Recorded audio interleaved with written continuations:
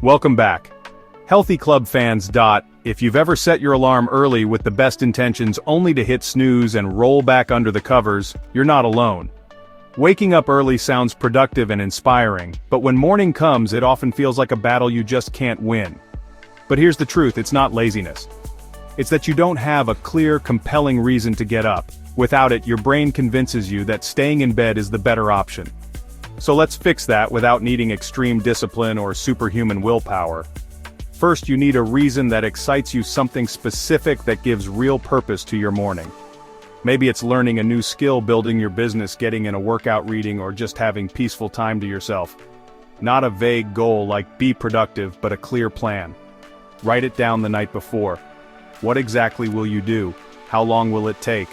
Where will you do it? The more detailed your plan, the easier it becomes to follow through.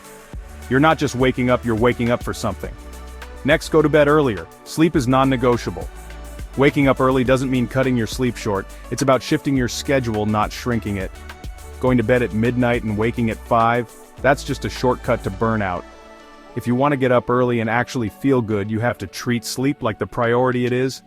Make a nighttime cutoff, turn off your screens, prep for bed, and wind down with intention. Sleep is fuel, without it, no habit sticks.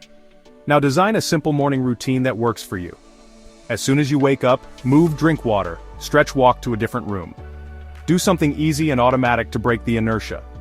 Your morning routine doesn't need to be complicated, it just needs to work. Set out your clothes the night before. Put your alarm across the room. Start small and repeat the same structure every day. Routine builds rhythm and rhythm makes it easier. Don't try to change everything overnight. Instead of saying, I'll run 5 miles, say, I'll put on my shoes. Instead of I'll write a chapter, say, I'll write 1 sentence. Make your goal so small it's impossible to say no. Once you start, momentum kicks in. Your brain loves finishing things, it just hates starting. So lower the barrier. Habits need cues. Attach your habit to something you already do after coffee, before your shower, or right after you wake up. Give your habit a home, a place you associate with focus. It doesn't have to be fancy. A corner desk or a quiet chair is enough. By doing the same activity in the same space, your brain learns this is what we do here. And here's the real secret: waking up early isn't the goal. The real goal is to take ownership of your time before the world takes it from you.